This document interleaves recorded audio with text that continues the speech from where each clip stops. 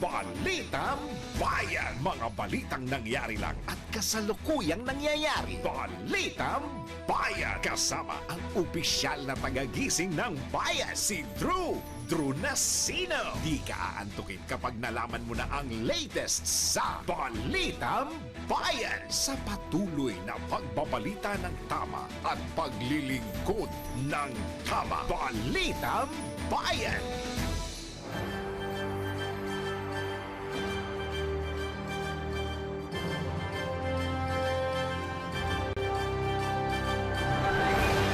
Silipin na natin ang ulo ng mga balita. Balitang Bayan. Bagyong Mirasol patuloy na binabagtas ang Hilagang Luzon. Balitang Bayan. Resignation ni House Speaker Romualdez walang kakaiba ayon sa isang political analyst. Balitang Bayan. Libreng sakay sa ilang ruta sa Metro Manila, inilarga na kaugnay ng tigil pasada ng Manibela. Balitang Bayan. Mga tauhan ng AFP at PNP pinadidistansya sa mga ikinakasang protesta kontra korupsyon. Balitang Bayan.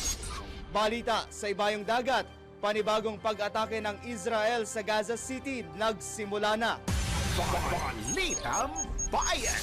Balitang pampalakasan, veteran basketball player Sean Anthony nagretiro na sa PBA. Balitang Bayan. At balita sa mundo ng showbiz, Batangas Governor Vilma Santos magbabalik pelikula nga ba? Tuloy-tuloy ang mga balita sa Balitang Bayan. Kasama si Drew Nasino.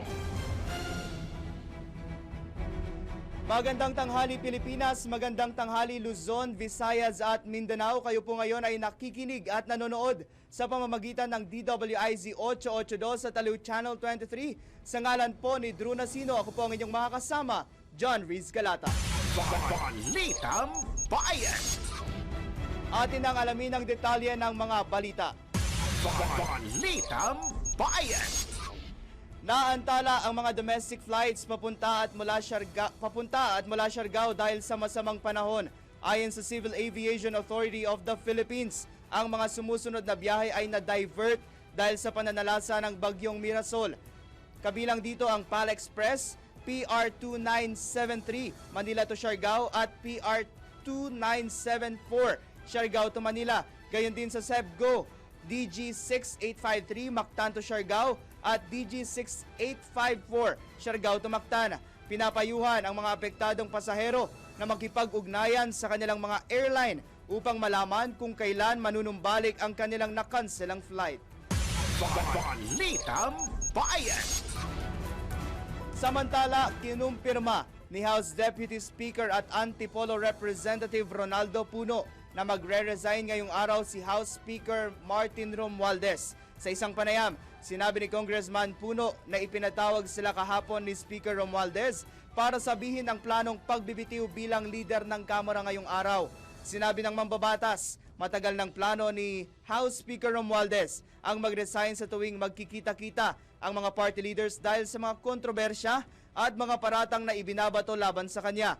Nasisira na niya ang reputasyon ng mababang kapulungan ng Kongreso at marami ng kongresista ang nadadamay. Anya, sinubukan na nilang pigilan ang plano ng leader ng Kamara na huwag magbitiw sa pwesto.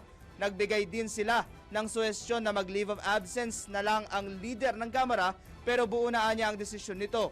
Iginiit ni Representative Puno na posibleng si Deputy Speaker at Isabela 6th District Representative Faustino Boji D ang papalit sa may iwang posisyon dahil na rin sa desisyon at rekomendasyon ni Speaker Romualdez. Hiniling ni Romualdez sa mga mambabatas na suportahan si Congressman D na layong maging epektibo ang pamamahala sa institusyon. Kaugnay nito, kinumpirma ni Congressman Puno na magkakaroon ng party meetings ngayong araw para pag-usapan ang pagbibitiw sa pwesto ni Speaker Romualdez. Balitang Bayan. Itinuturing na isang magandang hakbang ni Bacolod Lone District Representative Albi Benitez ang planong pag-resign ni House Speaker Martin Romualdez bilang leader ng Kamara. Iginiit ni Representative Benitez, matagal na niyang panawagan na magkaroon ng pagpapalit sa liderato ng mababang kapulungan ng Kongreso. Aniya, bago pa kumalat ang balitang magbibitiw sa posisyon si Speaker Romualdez, ay naimungkahi na niya sa mga kapwa mambabatas na magkaroon ng new image o bagong mamumuno sa mababang kapulungan. Ipinaliwanag ni Benitez na paraan ito upang makita o mahanap ang katotohanan sa problemang kinahaharap ng institusyon. Sinabi ni Benitez na kanilang iginagalang ang desisyon na si Deputy Speaker at Isabela 6th District Representative Faustino Bojidi ang ipapalit bilang House Speaker at kanilang hihintayin ang susunod na hakbang ng Kamara.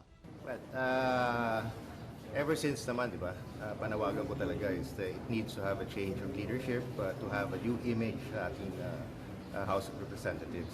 So that is a good move. That is probably the best way to move forward para at least makita na natin at mahanap na natin mga katotohanan dun sa mga problema that's rocking the House. So, meron ng decision ng majority of our colleagues and members na si Kong Bojidi na ilalagay. Hintayin natin kung ano magiging decision ng bagong speaker.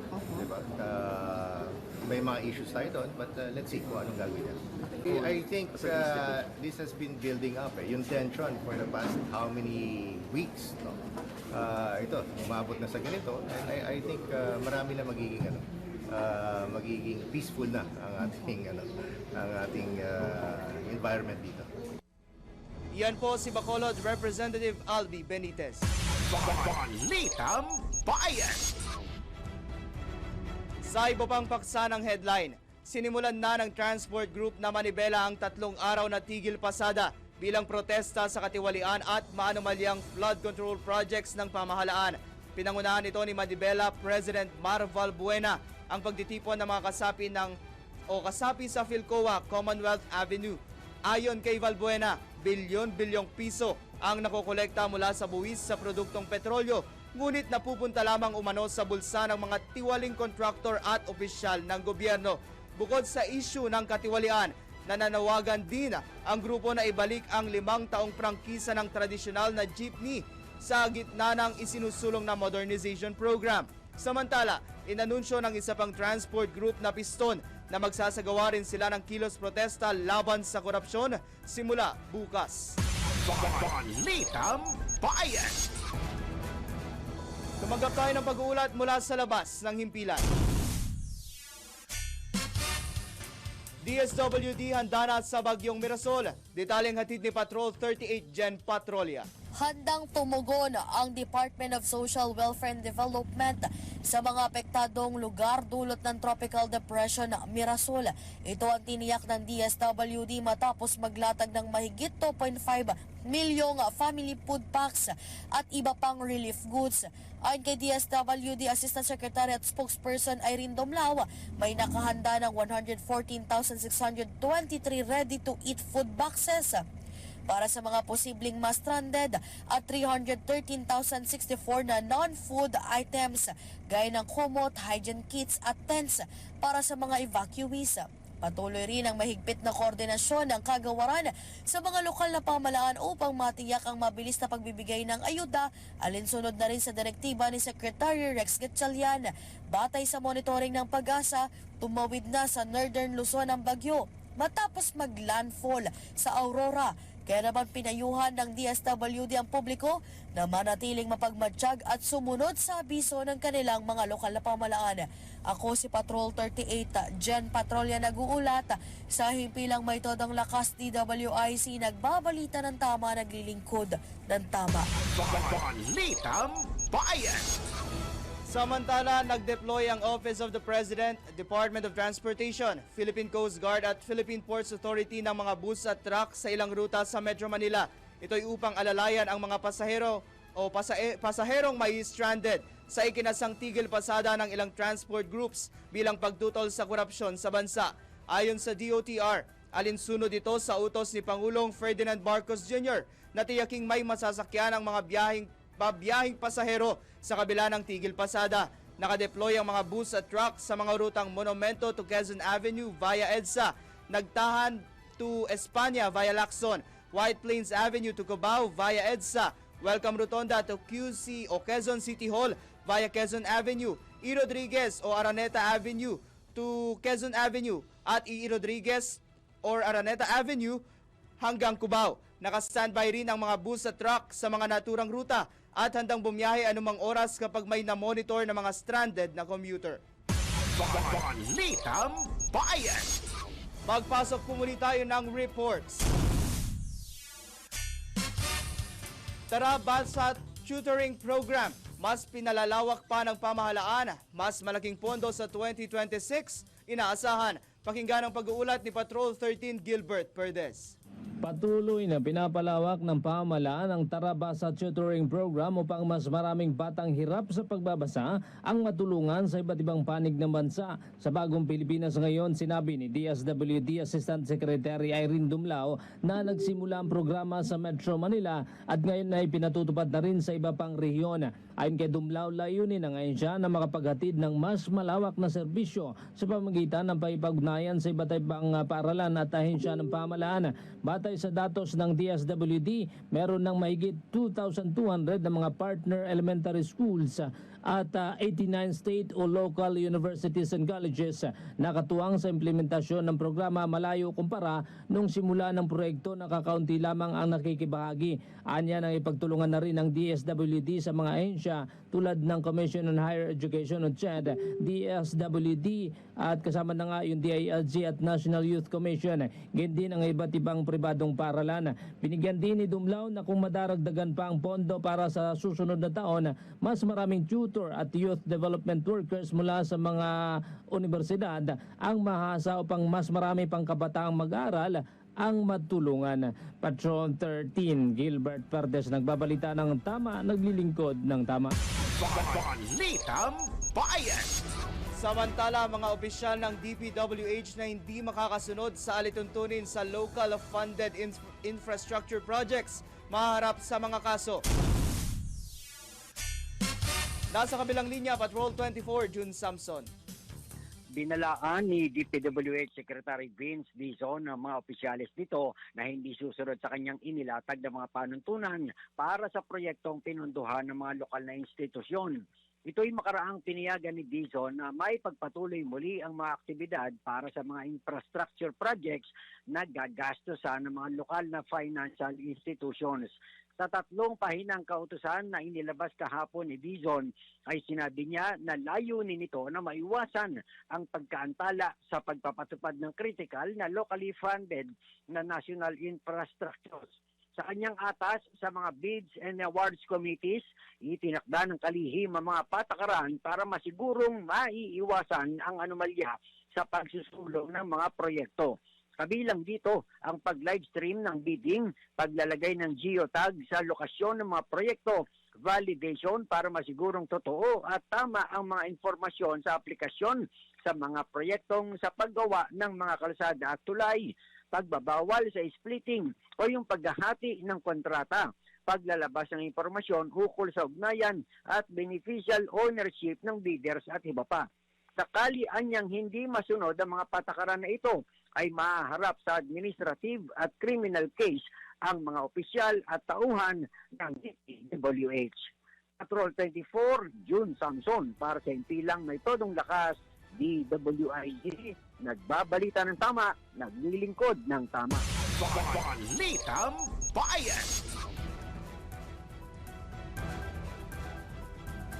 Samantala, DepEd humirit ng mahigit 900 billion pesos na budget para sa susunod na taon. Pakinggan ang pag-uulat ni Patrol 38 Jen Patrolya. Humihiling ang Department of Education ng 928.52 billion pesos na pondo para sa susunod na taon upang matugunan ang kakulangan sa silid-aralan, malnutrisyon ng mga mag-aaral at kakulangan ng kagamitan ng mga guro maging ang estudyante sa buong bansa. Ayon kay Education Secretary Sani Angara, nakatuon ang pondo para maramdaman mismo ng mga guro at mag-aaral. Kabilang sa mga pangunahing programa ang pagpapatayo ng halos 4,900 bagong silid-aralan, pagpapatuloy ng school-based feeding program, pagbili ng laptops at internet access para sa mga guro, at career progression na makikinabang ang 113,000 teachers at school heads. Binigyan din ng kalihim na gagamit ang DepEd ng public dashboards at open government platforms upang matiyak ang transparency at accountability. Ako si Patrol 38, Jen Patrolya nag-uulat sa himpilang may todong lakas DWIC, nagbabalita ng tama, naglilingkod ng tama. Kapag may bagong balita, naka-on air, agad-agad, DWIZ Patrol Report!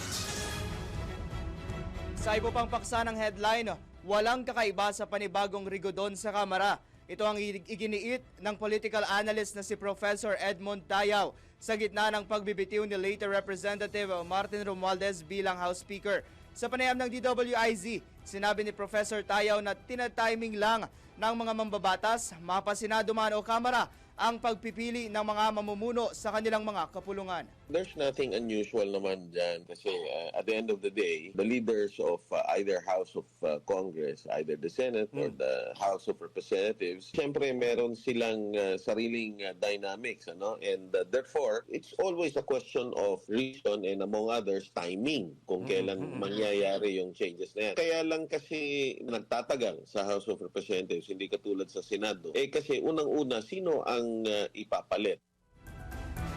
Yan po ang tinig ni Professor Edmund Tayaw sa panayam ng DWIZ. Balitang Bayan! Tumanggap po muli tayo ng reports mula sa ating IZ Patrols. TRO ng Korte Suprema laban sa Bangsamoro Autonomy Act, nirerespeto ng Bangsamoro Government. Detaling hatid ni Patrol 24, June Samson. Kinikilala at nirerespeto umano ng Bangsamoro Government ang inilabas na temporary restraining order kahapon ng Korte Suprema na naglalayong pigilan ang pagpapatupad ng bagong pasa na Bangsamoro Autonomy Act No. 77 o yung batas na naglilipat ng 7 district seats sa parlamento na orihinal na nakalaan sana para sa Sulu. Sa isang pahayag ay sinabi ni Chief Minister Abdul Rauf Makakuwa na susunod ang Bangsamoro Government sa utos ng Korte Suprema na magsumite ng komento sa itinakdang oras. Gayunman ay nilinaw ni Makakuwa na hindi ibig sabihin ng TRO na wala ng bisa ang batas na ipinasa ng Bangsamoro Transition Authority Parliament, kundi nananatilian niya itong umiiral hanggat walang pinal na desisyon ang Korte Suprema. Kumpiyansa sila na sa pamamagitan ng legal na proseso ay maipapahayag nila ang kanilang posisyon at mapapangalagaan ang mandatong ipinagkaloob sa kanila sa ilalim ng Bangsamoro Organic Law. Patrol 24, June Samson, para sa himpilang may todong lakas, DWIZ, nagbabalita ng tama, naglilingkod ng tama. Balitang Bayan! Sa oras na alas 12:19, alamin po muna natin ang magiging lagay ng panahon. Sa kaugnay po doon sa Pag-asa update na inilabas ng Pag-asa nitong 11 a.m. Patuloy na kumikilos ang bagyong Mirasol habang tumatawid pa Northern Luzon at ngayon nasa Ifugao na. Ang sentro ng bagyong Mirasol ay pinakahuling namataan sa vicinity ng Alfonso Lista sa Ifugao. Taglay ng bagyong Mirasol, ang pinakamalakas na hanging umaabot sa 55 kilometro kada oras malapit sa gitna at may pagbugso na umaabot sa 70 kilometro kada oras. Ang bagyong Mirasol ay kumikilos pahilagang kanluran sa bilis na 15 kilometro kada oras. Dahil dito, ang signal number 1 ay nakataas sa Batanes, Cagayan, kabilang na ang Babuyan Islands, Isabela, Quirino, Nueva Vizcaya, Hilaga at gitnang bahagi ng Aurora, partikular na ang Dilasag, Kasiguran, Dinalungan, Dipakulaw, Baler, Maria Aurora. Gayon din sa Apayao, Abra, Kalinga, Mountain Province, Ifugao, Benguet, Ilocos Norte, Ilocos Sur, La Union, Hilagang silangang bahagi ng Pangasinan, partikular na ang San Nicolas, Natividad, San Manuel, Sison, San Quintin, Tayug at ang hilagang bahagi ng Nueva Ecija na Karanglan at Pantabangan. Ayon sa Pag-asa, malaki ang posibilidad na lumakas pa ang bagyong Mirasol at maitaas ang signal number 2 sa ilang bahagi ng Northern Luzon. Antabayanan ang susunod na update sa bagyong Mirasol sa lahat ng social media accounts at programa ng DWIZ 882 at Aliw Channel 23. Balitang Bayan! Magpasok po muli tayo ng reports. Panukalang Mahiya Naman Kayo Act inihain sa Senado. Pakinggan ang balitang yan mula kay Patrol 19, Celi Ortega Bueno. Inihain ni Senator Robin Padilla ang panukalang batas na nais niyang tawagin na Mahiya Naman Kayo Act. Ito ay ang Senate Bill number 1299 na naglalayo yung pagbawal na ang panghihimasok ng mga senador at kongresista sa lahat ng infrastructure projects. Kapag naisa batas, pagbabawalan ang mga mambabatas na mag-initiate, mag-identify, mag-endorso at magpasingit ng infrastructure projects na poponduhan sa taunang national budget. Pagbabawalan din sila makialam sa procurement process sa pag-award ng kontrata at pag-appoint ng mga tao sa mga ahensya na nagpapatupad ng proyekto at bawal din silang maging kontratista, supplier, implementer o intermediaries ng mga proyekto. Ang lalabag ay pwedeng irekomenda ng Senate o House Ethics Committee para i-censure o kastiguhin o kaya isuspindihin at sasampahan din ng mga kasong katiwalian at paglabag sa Code of Conduct and Ethical Standards. Sa panukala, lahat ng project proposal ay magagaling lang sa local government units batay sa plano at evaluation ng Department of Budget and Management, DILG, DPWH, MMDA at Department of Economy, Planning and Development. Matatandaang sa sona ng Pangulo, sinabihan niya na mahiya naman kayo ang mga sangkot sa mga manualya at guni-guning flood control projects kung saan dito kinuha ni Padilla ang gusto niyang title ng kanyang panukalang batas. Ito sa Patrol 19, Celi Ortega Bueno para sa Impilang Metodong Lakas sa DWIC. Nagbabalita ng tama, naglilingkod ng tama. Balitang Bayan! Samantala, itinatayong 2.4 billion pesos na NBI building sa Maynila na diskubreng diskaya ang contractor. Nagbabalik Patrol 24, June Samson. Ibinunyag o inihayag ngayon ni National Bureau of Investigation Director Jaime Santiago na maging ang itinatayong bagong gusali ng NBI sa Maynila ay mga diskaya ang kontraktor. Gayunman ay dumipensa si Santiago dahil nakuha at nanalo anya sa bidding ang mag-asawang diskaya noong hindi pa siya ang nakaupo sa pwesto bilang direktor. Nagkakahalagaan niya ang proyekto na 2.4 billion pesos at base sa inisyal na impormasyon ay kabilang ang mga diskaya sa 2 kontratista para itayo ang bagong NBI building. Tiniyak naman ni Santiago na isasama nila ito sa investigasyon kaugnay pa rin sa hinihinalang maanumalyang mga proyekto. Patrol 24, June Samson para sa Impilang May Todong Lakas, DWIZ, nagbabalita ng tama, naglilingkod ng tama. Balitang Bayan! Samantala, mga mangingisda sa bansa apektado ng pagtaas ng imported na isda. Pakinggan ang ulat ni Patrol 38, Jen Patrolya. Nakaranas ng malaking pagtaas ng fish imports ang bansa mula noong 2017 hanggang 2022 na umabot sa 2.37 million metric tons na nagkakalaga ng 163.76 billion pesos. Batay ito sa datos ng Bureau of Fisheries and Aquatic Resources, bunsod ng maluwag na panuntunan noon. Kabilang ang pagpayag na mag-unload ng shipments sa mga pribadong pantalan. Ayon sa Department of Agriculture, mas mataas ito ng halos 1 milyong metriko tonelada kumpara sa 1.41 million metric tons na inangkat noong panahon ng Aquino administration na nagkakahalaga lamang ng 64.15 billion pesos. Binigyan diin ni Agriculture Secretary Francisco Chu Laurel Jr. na naapektuhan ang monitoring at distribusyon ng imports dahil sa naturang sistema. Pinapayagan na lang anya na mag-unload sa mga pantalan ng Philippine Fisheries Development Authority para matiyak ang tax compliance at market stability. Paliwanag pa ng kalihim na nilinis na ang registry ng importers upang masuri ang tunay na pangangailangan sa isda ng bansa. Ako si Patrol 38, Jen Patrolya nag-uulat sa Himpilang May Todong Lakas, DWIC, nagbabalita ng tama, naglilingkod ng tama. At nagbabalik po ang Balitang Bayan sa ngalan pa rin po ni Drew Nasino. Ako po ang inyong lingkod, John Reese Galata.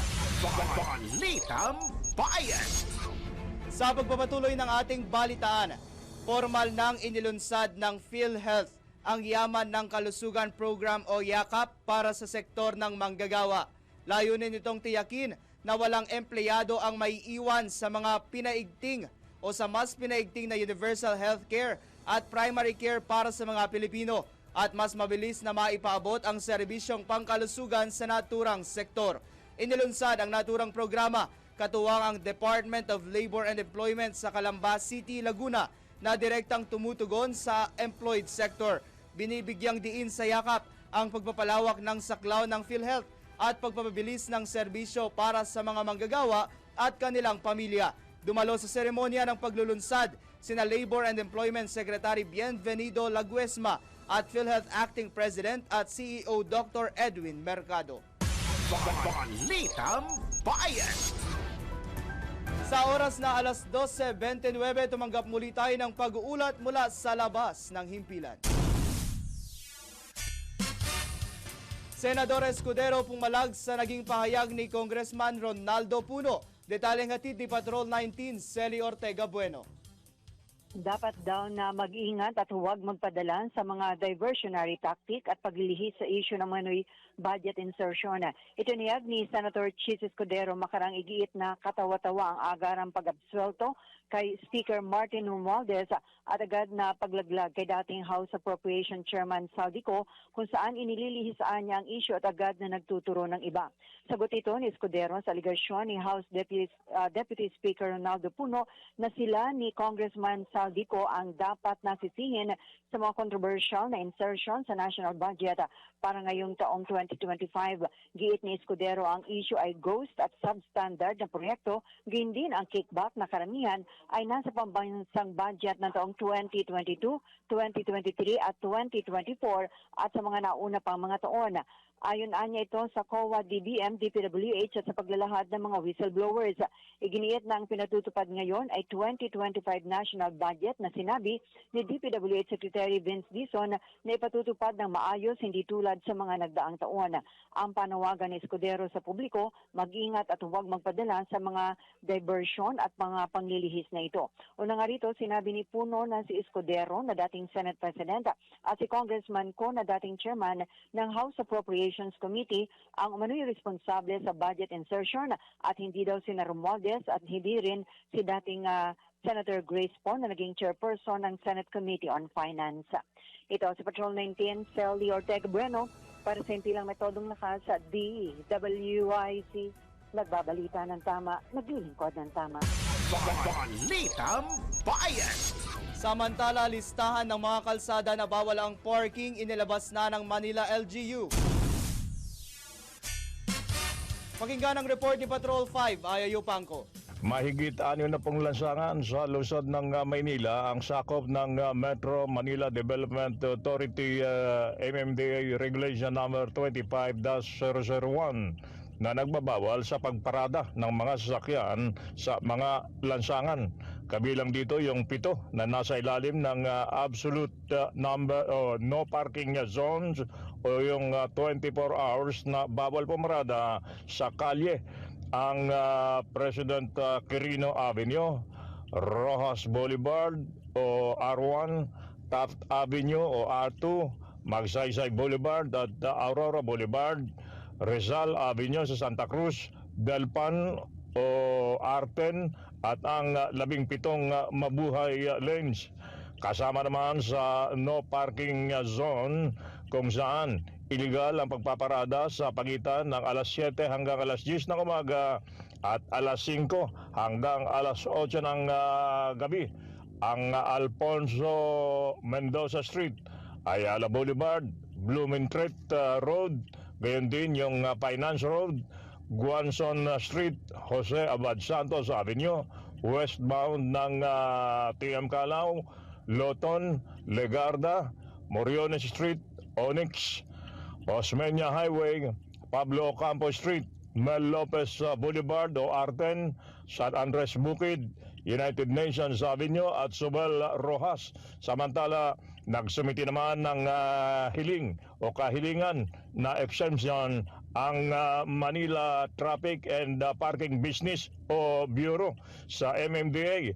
Ito ay dahil sa may ilang kalsada umano sa Maynila ang kailangang mapagamit bilang paradahan dulot ng pangangailangan o dulot ng interes ng pagninegosyo at mga paaralan. Ito si Batman number 5. Bayan yung pangkaparasang permito ng lakas. DWIC. Nababalita ng tama, naglilingkod ng tama. Balitang Bayan! Sa iba pang balita, whole of government approach para matiyak ang kaligtasan sa kalsada, iminungkahi. Detalye mula kay Patrol 19, Sally Ortega Bueno. Nanawagan si Senator Raffy Tulfo ng mas pinagtibay na whole of government approach para mapabuti ang kaligtasan sa kalsada, pamamahala ng traffic at mas maayos na karanasan ng mga commuter kasabay ng pagturigsa sa mga naantalang road projects na nagiging sanhi umano ng malaking pinsala sa ekonomiya at ng ating lipunan.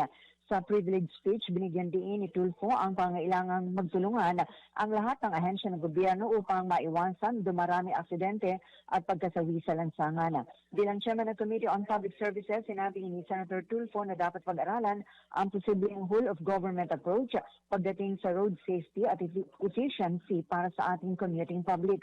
Batay sa datos ng Philippine Statistics Authority, umabot sa 13,125 ang nasawi sa mga aksidente sa lupa noong 2023. Samantala, iniulat ng Philippine National Police na tumaas ng 35% ang bilang na namatay sa aksidente sa kalsada noong 2024 kumpara sa nakaraang taon. Kabilang sa mga pangunahing dahilan ang reckless at drunk driving, hindi pantay-pantay na pagpatupad ng batas traffic, mahinang maintenance ng mga pampublikong sasakyan, hindi makatarungang kondisyon sa trabaho ng mga tsuper, kakulangan sa road safety, education at substandard na infrastructure at maintenance ng mga kalsada.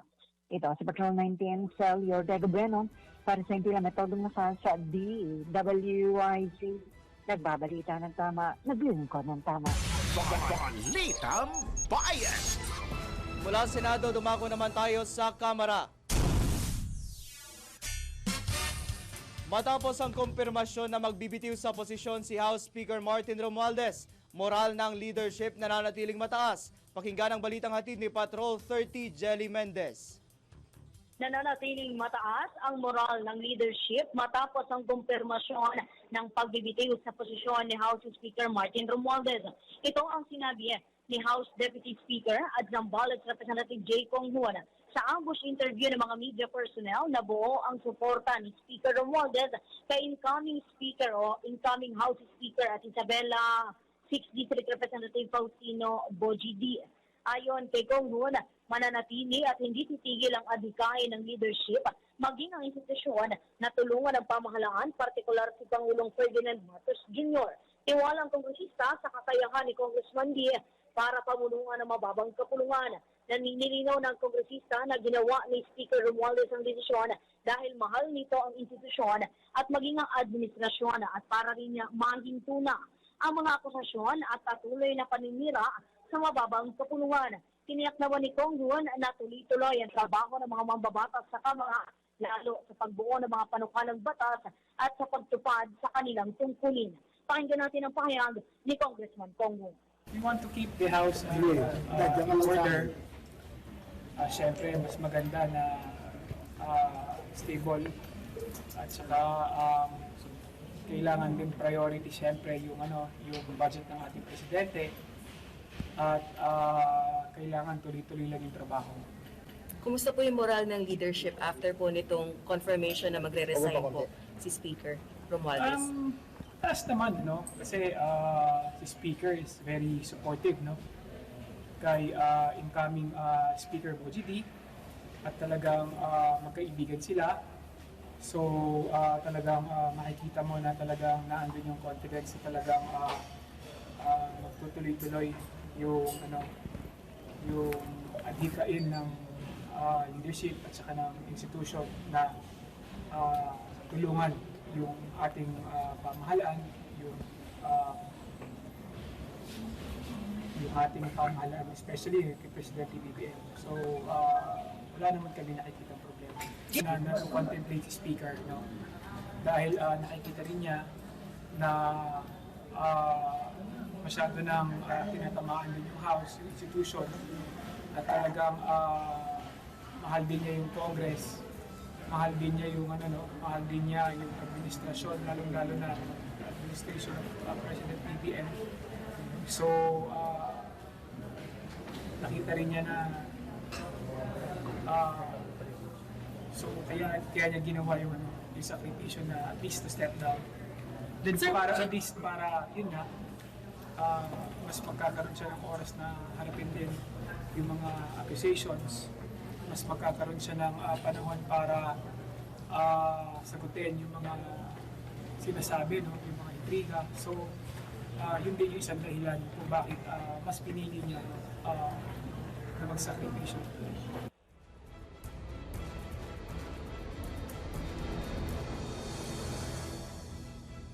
At yan ang tinid ni House Deputy Speaker at Zambales Representative J. Kong Muna.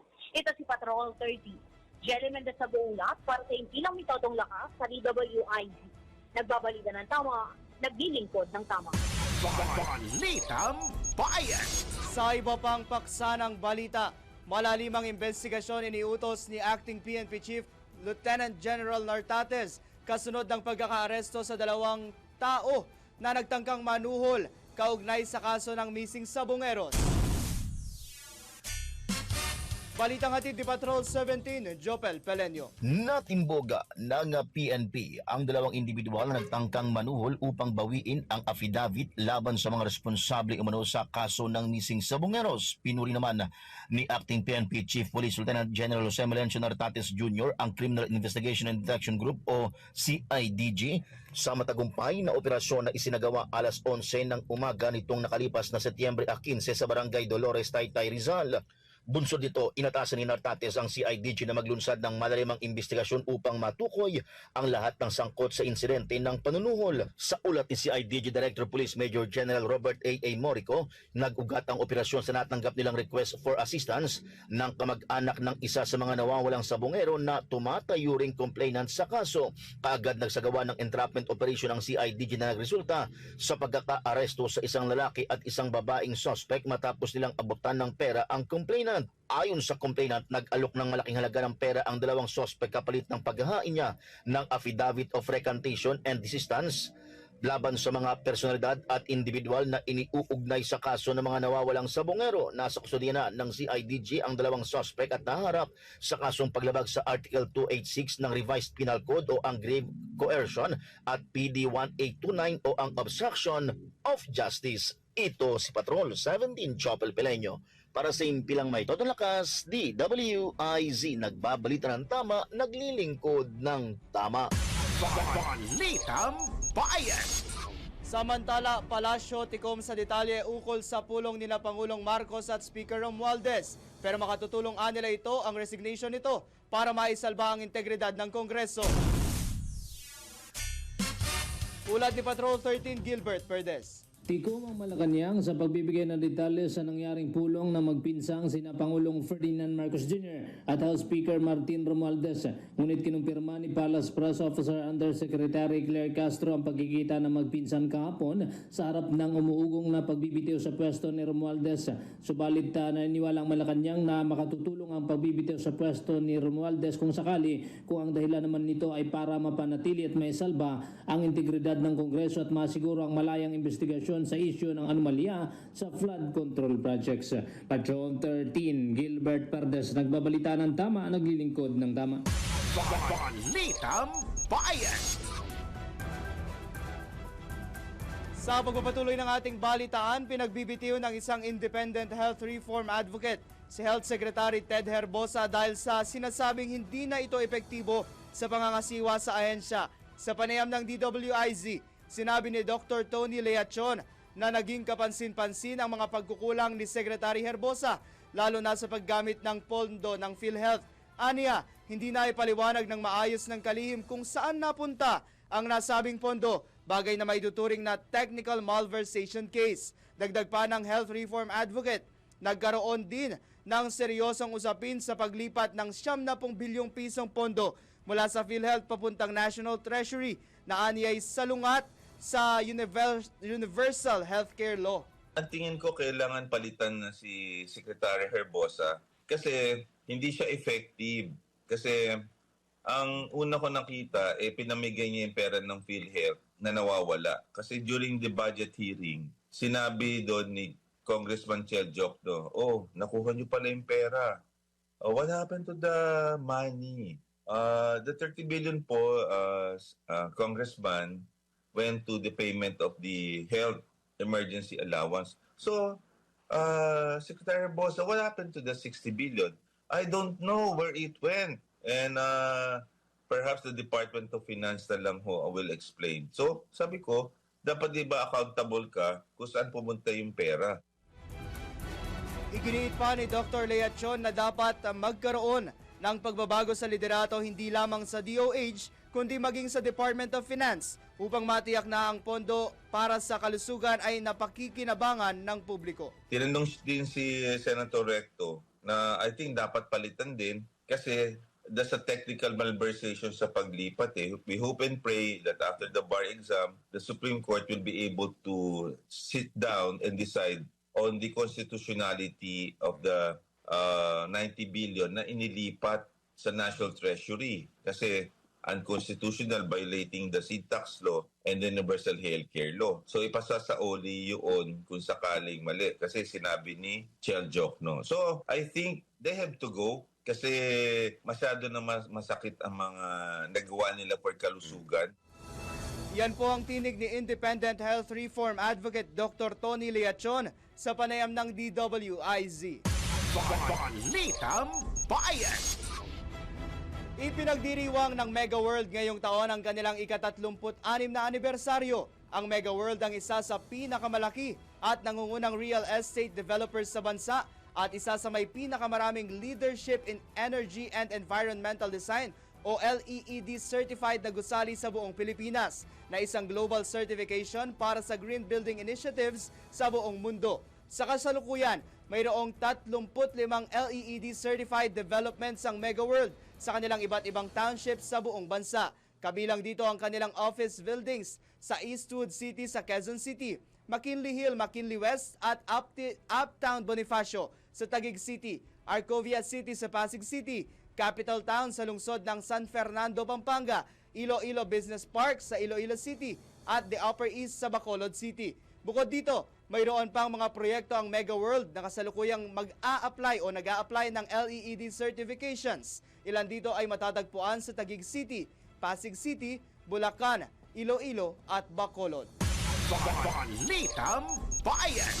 Ang ating oras, 15 minuto bago mag-alauna ng hapon. At nasa huling bahagi na nga po tayo ng Balitang Bayan. At sa pagpapatuloy ng ating balitaan, tumanggap tayo ng pag-uulat mula sa labas ng himpilan. Dalawang opisyal ng LTO nag-commute kasunod ng memorandum order ng DOTR. Pakinggan ang ulat ni Patrol 38 Jen Patrolya. Nag-commute mula sa kanilang tahanan patungo sa tanggapan ng Land Transportation Office sina LTO Chief Attorney Vigor Mendoza II at Executive Director Attorney Greg Pua Jr. upang personal na maranasan ang mga habon ng mga pasaero kada araw.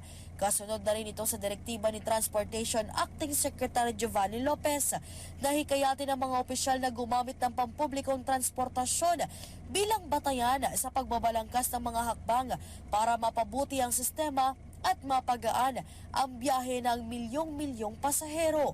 Makikita sa larawan na nakikipagkamustahan si LTO Chief Mendoza sa mga pasaherong nakasabay sa mga pampublikong sasakyan.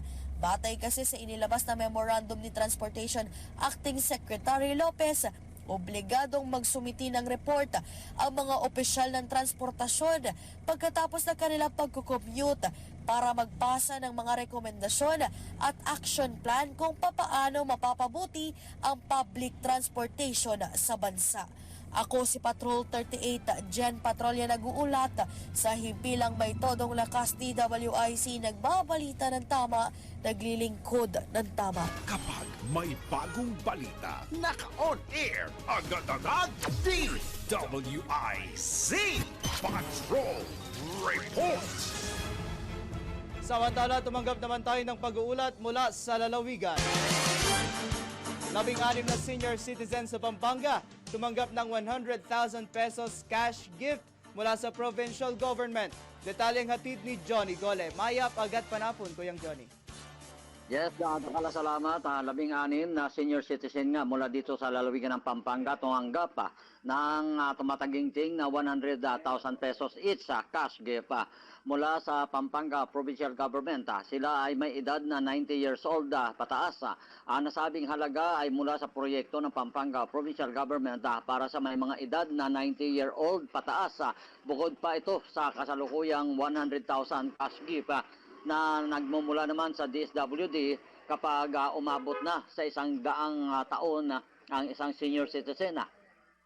Nagkakahalaga ng 1.6 million pesos ang nasabing cash gift distribution na pinangunahan ni Governor Lilia Nanay Pineda at Vice Governor Dennis Pineda. Itong nasabing distribution na cash gift dito sa Provincial Capitol. Sa simpleng okasyon, sinabi nitong si Governor Pineda, ang programa ay aprobado ng Sangguniang Panlalawigan sa layuning bigyan halaga ang kapakanan nitong mga senior citizens sa Pampanga at pagkilala sa kanilang sakripisyo, sa kanilang pamilya, talento at ambaga sa kasalukuyang kaunlaran na tinatamasa nga ng lalawigan. Bukod sa cash assistance, pinagkalooban din sila ng gamot, vitamina, food pack at certificate of recognition na dahil sa katangi-tangi nilang kakayahan sa komunidad, pinakamatanda sa mga benepisyaryo o tumanggap ng nasabing cash gift ay nasa edad na 95-year-old. So yan ang update. Buhat ito sa lalawigan ng Pampanga. Ito si Central Zone Patrol, Johnny Gole, para sa Impila May Todo Lakas, DWIC, nagbabalita ng tama, naglilingkod ng tama. Balitang Bayan. Sa iba pang tampok na balita, iginiit ng Malacanang na hindi dapat madawit ang Philippine National Police, Armed Forces of the Philippines at iba pang uniformed personnel sa usaping politika kaugnay ng nakatakdang kilos protesta sa Setyembre 21. Ayon kay Palace Press Officer Attorney Claire Castro, hindi dapat magamit ang mga sundalo at pulis para sa pansariling interes ng iilan ang layunin ay patalsikin ang pamahalaan. Binigyang diin pa ni Attorney Castro na hindi lamang ang Pangulo kundi maging ang PNP at AFP ay mariing tumatanggi na gamitin ang damdamin ng mamamayan para sa tinatawag niyang political maneuvering. Aniya, ang protesta sa Linggo ay inisyatibo ng taong bayan at hindi dapat gawing kasangkapan para sa anumang tangkang destabilization. Matatanda ang una ng nagpahayag ng buong suporta ang liderato ng DND at AFP sa anti-corruption campaign ng Pangulo na tinawag nitong pambansang krusada para sa mabuting pamamahala. Balitang Bayan. Hinikayat ng Philippine National Police ang publiko na maging kalmado, mapagmatsyag at tumalima sa batas kasunod ng mga isasagawang kilos protesta kontra sa korupsyon sa buong bansa. Babala ni Acting Chief PNP Lieutenant General Jose Melencio Nartates Jr. na handa silang ipatupad ang batas sa mga magsasamantala at magsisimula ng kaguluhan kahit pa ipinatutupad nila ang maximum tolerance.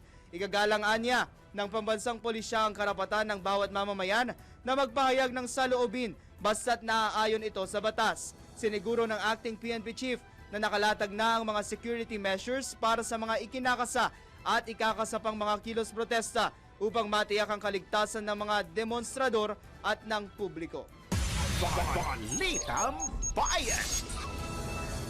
Samantala, naghahanda na ang mga abogado ni Senador Joel Villanueva para kasuhan ang assistant o dating assistant district engineer ng Bulacan na si Bryce Hernandez. Kasunod ito ng ginawang pagdawit sa kanya sa mga sinasabing tumatanggap ng komisyon sa mga flood control projects sa Bulacan.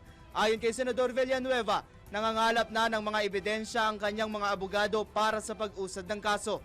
Magugunitang itinanggi din ng senador ang aligasyon laban sa kanya at sinabing handa siyang magbigay ng waiver para mabuksan ang kanyang mga bank accounts. Naniniwala naman ang senador na malalagpasan niya ang mga aligasyon laban sa kanya. Pero ang masakitan niya ngayon, apektado ng demolition job, lalo na sa social media ang kanyang pamilya. Balitang Bayan. Samantala ay siniwalat ni Senador Erwin Tulfo ang sinasabing lantaran at sistematikong katiwalian sa ilalim ng Contractors License Law o Republic Act No. 4566. Sa kanyang privilege speech, ipinunto ng senador na ang batas na dapat sana ay nagbabantay sa industriya ng konstruksyon ay ginawaan niyang kasangkapan para sa pang-aabuso, kasakiman at korupsyon. Tinukoy ng senador ang Philippine Contractors Accreditation Board o PICAB na binubuoan niya ng kontratista mismo. Pinangalanan ni Senador Tulfo sina Engineer Ernie Bagaw, board member ng PICAB at sinasabing may-ari ng EGB Construction Corporation na umano'y nakakuha ng mahigit 7.7 billion pesos na flood control projects mula 2022 hanggang 2025. Kasama rin sa binanggit ng senador ang isa pang opisyal ng PICAB na si Engineer Arthur Escalante na nasangkot din anya sa malalaking kontrata ayon kay Senate President Pro Tempore Panfilo Ping Lacson. Giit ni Senador Tulfo, panahon na para tapusin ang racket sa flood control projects na nagiging cash cow ng iilan habang milyon-milyong Pilipino ang patuloy na lumulubog sa baha. Balitang Bayan. Mga balitang dapat alam mo kahit sa labas ng bansa. DWIZ. Balita sa ibang bansa. Libo-libong pamilya ang nagtatangkang lumikas mula sa Gaza City matapos simulan ng Israel ang panibago nitong pag-atake sa nasabing lungsod. Ayon kay Israeli Prime Minister Benjamin Netanyahu, isang makapangyarihang operasyon ang inulunsad ng Israeli Defense Forces sa Gaza City na tinawag niyang kahuli-hulihang stronghold ng terrorist group na Hamas. Pinapalakas ng mga sundalong Israeli ang mga sibilyan mula sa Gaza City o pinapalikas, ngunit limitado lang ang paglikas at tanging sa Al-Rashid Coastal Road lamang pwedeng dumaan ang mga sibilyan. Samantala, ikinasana ng United Nations ang investigasyon nito sa mga ginagawang military operation ng Israel sa Gaza at kung maituturing na ba itong genocide laban sa mga Palestino. Balitang Bayan. Sa mundo ng palakasan, ang latest malalaman sa DWIZ Sports News. Matapos ang 14 na season sa Philippine Basketball Association, formal nang nagretiro si Sean Anthony sa naturang liga. Ayon kay Anthony, hindi na siya nag-renew ng kontrata sa PBA dahil lumipat na ang kanyang pamilya sa Canada upang tutukan ang paggaling ng kanyang anak mula sa cancer. Dagdag pa niya, labag sa kanyang kalooban ang magretiro mula sa PBA. Ngunit patuloy pa rin niyang mamahalin ng basketball dahil ginugol niya ang 15 sa 39 na taon ng kanyang buhay sa naturang sport at nais niyang gumanti ng kabutihan sa liga. Nagsimula ang karera ni Anthony bilang number 6 pick sa 2010 PBA draft at naging forward para sa 8 teams, kabilang na ang NLEX Road Warriors na magsisilbing pinakahuli niyang koponan sa naturang liga. Balitang Bayan. Ito na ang latest, bagong-bago, fresh na fresh. DWIZ Showbiz News. Nais magbalik pelikula ni Star for All Seasons Vilma Santos Recto kahit paabala siya bilang gobernador ng Batangas. Ipinabati dito ni Governor Santos Recto sa kanyang book launching sa Pasay City. Naglambing si Governor V sa mga taga-Batangas na pagbigyan siyang gumawa ng isang pelikula matapos nitong tiyakin na hindi ito makakaapekto sa kanyang paglilingkod bilang pinuno ng naturang probinsya. Gayunman, wala pang ibinigay na detalye ang veteranang aktres kaugnay sa kanyang bagong pelikula na sinasabing nasa planning stage pa lamang. Balitang Bayan. At inyo nga pong napakinggan ang isa pang edisyon ng Balitang Bayan. Pero syempre bago tayo magtapos, nais ko lamang pong pasalamatan ang ating mga nakaantabay dyan sa newsroom. Andyan sina Engineers Giljon Reyes. Thank you. General Enrico Amorso. Andyan din, sumisilip din si DJ Fred Belamala. Ayan. Si Jimena Erin Barbon. Si Pam Monterde. JM Arsena. Paolo Mesa. Gerald Plana. Siyempre nandyan ang ating news director, si Miss Judith Estrada Larino. Maraming salamat din sa ating news writers na sina Jasper Barleta, Ian Joseph aka Anjo Riñon. Gayon din si Jordan Gutierrez. Sa ating communication assistants na sina Ninya Tuerto, Amy Pat, Rica Dayos, gayon din kay Neil Joy Abella. Muli, at bago po pala tayo magtapos, happy birthday po kay Miss Ellen Grace Haroda. mula sa DWIC Finance Admin Officers dyan sa Iloilo. Happy birthday po. At muli po kaming nakikiramay sa pagyaon ng butihing ina ni Engineer Wener Contihino na si Mama Edith Contihino ng Santa Cruz, Laguna. Ayan. Para sa mga kaanak ni Ginang Edith Contihino, ang kanyang labi ay nakalagak sa Balubayan Funeral Chapel, Santa Cruz, Laguna at nakatagdang ihatid sa huling hantungan sa Sabado, September 20. Muli sa ngalan po ni Drew Nasino, ako si John Riz Calata. Kami po ay nagbabalita ng tama, naglilingkod ng tama. Antabayanan ng susunod na programa, DWIZ Network News kasama sina Angelo Baino at Gia Rafael. Pagsapit ng alas 12, bago ka mag-lunch o kaya nagla-lunch ka, dagdagan pa ang mga